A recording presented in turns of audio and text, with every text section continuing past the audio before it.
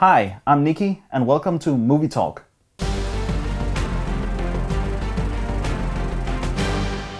In these episodes I will talk about different things about movies, and in this episode I will talk about old obsolete video formats. Most people are familiar with the VHS tape, which was the standard home video format before the DVD, and it came out in 1977. Some of you might even be familiar with the Betamax tape, which came around the same time and was competing with VHS.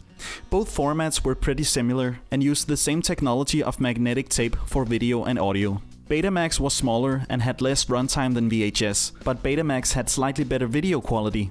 But in the end, VHS won the format war and became the standard format of home video for more than 20 years.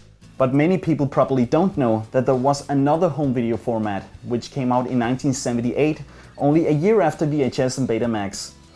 The format was called Laserdisc, also called DiscoVision, and the movies came on an optical disc, just like DVD. It sounds a lot better than the videotape technology, right? So why wasn't this format just as popular? That's why. Laserdiscs are really huge, and they're quite thick and also heavy. Let's see how much they actually weigh. First, let's check how much a Blu-ray movie actually weighs. Okay, around 70 grams. A Laserdisc movie, on the other hand, usually weighs somewhere between 300 and 600 grams. If I take 10 random Laserdisc movies, they weigh 4.7 kilos. So the average weight for a Laserdisc movie is about 500 grams, half a kilo. Therefore, when I order Laserdisc movies online, the shipping is often 2 times as much as the cost of the Laserdisc itself. That's outrageous. A Laserdisc is the same size as a vinyl record, and they come in big cardboard sleeves, also like vinyl records, which is probably the coolest thing about this format. Laserdisc covers are big, with a lot of room for pictures and text descriptions, which makes it a good collector's item. The modern DVD and Blu-ray come in small boxes, and there's not much room for anything, and sometimes the text is too small to read. Today it's become a cult phenomenon to collect Laserdiscs, and I think the big covers has a lot to do with it. I know that's one of the reasons why I collect them. I just love the artwork on those big covers, and you can open some of the covers to see even more artwork. By the way, in 2016, Disney began to release movies with big Laserdisc size covers, even though there are just small Blu-rays inside. So I guess some people miss those big Laserdisc covers. To be able to play a Laserdisc, you of course need a Laserdisc player. I have 2 players, both produced by Pioneer. I mainly use this one because it plays both PAL and NTSC discs. Now check this out. This is the tray of a standard DVD player, and this is the Laserdisc tray. A little bigger, right? I guess you're not supposed to touch the surface of a Laserdisc, but I find that really difficult when I take it out of a cover. The disc is too huge to grab both sides like I do with DVDs and Blu-rays. So obviously you'll need to grab the center hole and the edge, but it's still a bit difficult to take the disc out of the cover without touching the surface. I'd say fuck that, just grab the disc and wipe it from fingerprints afterwards. Most Laserdisc covers say, when not in use, place Laserdisc in jacket and store in a cool, dry place. I wonder how cool they mean. Is my living room temperature too hot? Am I supposed to keep it in the fridge? No, because it's also supposed to be a dry place. I'm confused. And some of the covers even say to place the disc vertically. This is quite a picky disc. What happens if I don't follow the instructions? But to be serious, I've heard that some Laserdiscs deteriorate over time, also known as laser rot, which makes the discs unreadable. So I guess a Laserdisc is really sensitive about the environment, but I've never experienced it myself. Let's talk about the technical aspects of a Laserdisc. A DVD and a Blu-ray can store hours of video. So how much video can a Laserdisc store? About 45 minutes. Wow, you would think it would be a lot more with a disc this size. But nope. At least a Laserdisc can store 45 minutes on each side of the disc, but that means that you have to take the disc out of the player and flip it to watch the other side, which is quite annoying. Some Laserdiscs have extended playtime and can store up to 1 hour of video, but most discs have about 45 minutes. With a standard movie of 90 minutes, that requires 2 sides, so a whole movie often fits 1 disc. If it's a longer movie, then the movie needs to be split onto 2 discs, which means that you have to flip or change the disc 3 or 4 times to watch a movie, which is frustrating. Although I should point out that some Laserdisc players had dual side play, which means that you didn't have to flip the disc. No wonder why Laserdisc didn't catch on. On a small VHS tape like this, you could store 4 hours of video. Besides, you could record on VHS tapes too. You couldn't do that with Laserdisc. But let's talk more about the positive things about Laserdisc. First of all, Laserdisc was very ahead of its time, because the movies came on an optical disc, just like DVD and Blu-ray. Let's take a look at the video quality.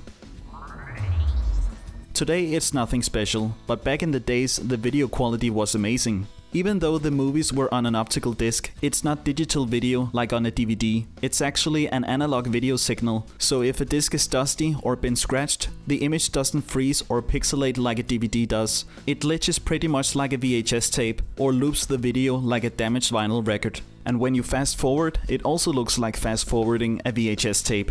Since Laserdisc is an analog format, it doesn't have a pixel resolution. It has a horizontal resolution of 425 or 440 lines, while VHS only has 240 lines. So Laserdisc had better video quality. This is Titanic on both Laserdisc and VHS. The Laserdisc version clearly has a sharper picture, and the VHS is very grainy compared to Laserdisc. This is what DVD looks like compared to Laserdisc. DVD is a digital format, so the image is a lot cleaner to look at, and the horizontal resolution of DVD is 480 or 576 lines, so it's higher than Laserdisc. And just for the record, this is what Blu-ray looks like compared to Laserdisc and DVD. Blu-ray is super sharp to look at, because it has about 6 times higher resolution than DVD. Now let's talk about the audio on Laserdisc. The video of a Laserdisc is analog, but most Laserdisc movies have a digital audio track, so the audio on Laserdisc is really good and just as good as the audio on a DVD.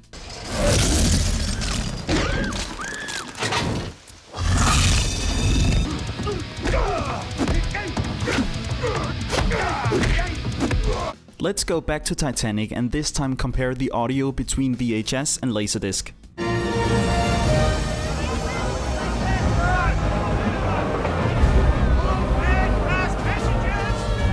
Wow, way better, right? There are two kinds of Laserdisc movies, CLV and CAV discs. CLV are the most common ones. I have a few CAV movies and they're marked CAV on the covers. It's easy to recognize a CAV disc because there's a sort of pattern on the surface. A CLV disc just has a plain surface. CAV discs are supposed to have better picture quality than CLV discs, but it's hard to tell the difference. This is the movie Jumanji on both CLV and CAV disc. When I look closely, the CAV version looks to have slightly better picture quality, but it's barely noticeable. Besides, CAV discs can only store 30 minutes of video, which means more discs for each movie, so it's really not worth it. By the way, if I fast forward a CLV disc, it looks like this, but when I fast forward a CAV disc, the picture is clear and the motion is smooth. And if I pause a CLV disc, the picture goes black. But if I pause a CAV disc, the picture freezes and I can go back and forth frame by frame, just like on DVD. On Laserdisc, you can skip chapters with the push of a button, just like on DVD. So that's another cool thing about Laserdisc. And it's very easy to get to a specific scene with this feature. And the covers often have an index of chapters, so you know which chapter number to look for. You couldn't skip chapters on VHS. You would have to fast forward the tape and look for a scene manually. And speaking of skipping chapters, I really love that you can skip or fast forward the warnings and the production logos in the beginning of a Laserdisc movie. You can't do that on DVD and Blu-ray in most cases. On Laserdisc, you can also see how much of the disc you've seen, how much is left on the disc, and the total duration of the disc. And it's nice that you don't have to rewind the movies like you had to with VHS tapes. Laserdisc movies don't have menus like DVDs, by the way. The movie just starts when you put it in. I kinda like that.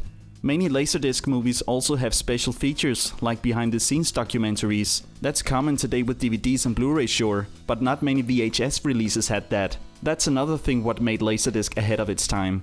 Another good thing about the Laserdisc format is that most movie releases were in widescreen. Most VHS movies I had in the 90s were cropped to fit a 4x3 TV screen. Nobody had widescreen TVs back then. It was nice that the movies filled out the screen, yes, but we were basically missing 50% of the frame with this method, so that sucked. Some Laserdisc releases also came in full screen, but most releases came in widescreen or both.